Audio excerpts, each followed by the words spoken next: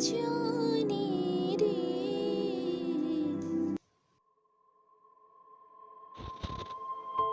भारत एक ऐसी पवित्र और भाग्यशाली भूमि है जिस पर समय समय पर अनेक ऐसे महापुरुषों ने जन्म लिया है जो कि धरा को स्वर्ग बनाते हैं। ऐसे ही एक महापुरुष थे महात्मा गांधी जी। महात्मा गांधी जी का पूरा नाम था मोहनदास करमचंद गांधी। इनका जन्म 2 अक्टूबर 1869 को पोरबंदर में हुआ था। इनके पिता का नाम करमचंद गांधी था व माता का नाम पुतलीबाई था। इनकी माता एक गुणी, विनम्र व धार्मिक स्वभाव की महिला थी जिसका उनके मन पर गहरा प्रभाव पड़ा था। गांधी जी सत्य के पुजारी थे। इसका प्रमाण उनके बचपन की एक घटना से मिलता है। एक दिन एक अंग्रेज विद्यालय में निरीक्षण के तौर पर आए। उन्होंने एक परीक्षा ली।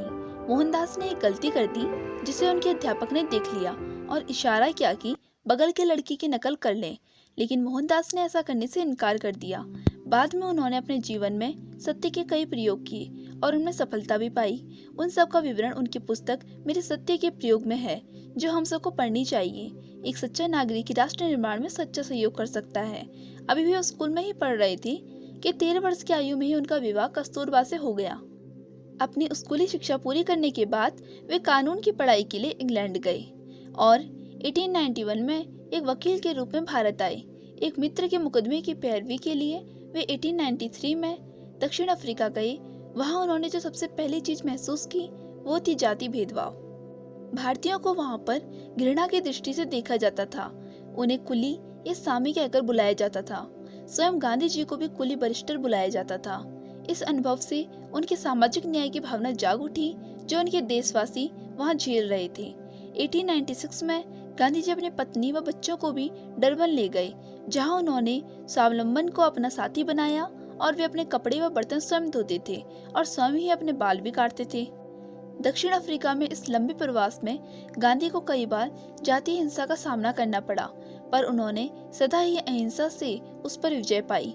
गांधी जी ने भारतीय समुदाय को हर अपमान को सहने से इनकार करने का साहस दिया और इस इनकार को उन्होंने सत्याग्रह का नाम दिया।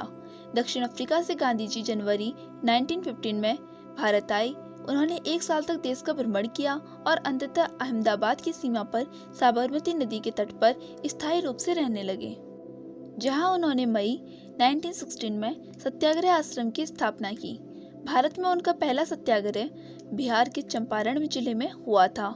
13 अप्रैल 1919 को जब गांधी जी अहमदाबाद में रोलर बिल के विरोध में 3 दिन के अनशन की घोषणा की, उसी दिन अंग्रेज जनरल डायर ने जलियांवाला बाग अमृतसर में एक सभा में भाग लेने आए शांतिप्रिय नियत्ते लोगों पर गोली चलाने का आदेश दे दिया, जिसमें सैकड़ों लोग मारे गए। गांधी जी ने अपने सारे सम्मान और पदक जो युद्ध के दौरान उनके द्वारा प्रदान की गई सेवाओं और अच्छे कार्य के लिए उन्हें दिए गए थे, उन्हें वायसराय को वापस करते अंग्रेज सरकार के विरुद्ध असहयोग आंदोलन प्रारंभ कर दिया। लोगों ने भी अपने सम्मान त्याग दिए। वकीलों ने अपना अभ्यास करना बंद कर दिया और आत्मत्याग की भावना से जागे लोगों ने विदेशी कपड़ों व सामान की होली जला दी।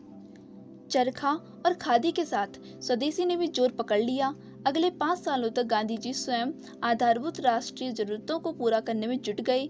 छुआछूत का निवारण, महिलाओं की समानता, हाथ से सूत काटने का प्रचार और गांवों की अर्थव्यवस्था को फिर से उनकी बनाना उन्होंने प्रमुखता रखी। यह बात कांग्रेस की बागडोर हाथों में आते ही 31 दिसंबर 1929 को उन्होंने कहा, कांग्रेस की नीति का पहला उद्देश्य होगा संपूर्ण स्वतंत्रता प्राप्त करना, और इस तरह पूर्ण स्वराज्य आंदोलन का सूत्रपात हुआ, जो उनके अंग्रेजों भारत छोड़ो के नारे के साथ देश भर में फैला और अंततः 15 अगस्त 1947 को देश को पूर्ण स्वतंत्रता प्राप्त हुई।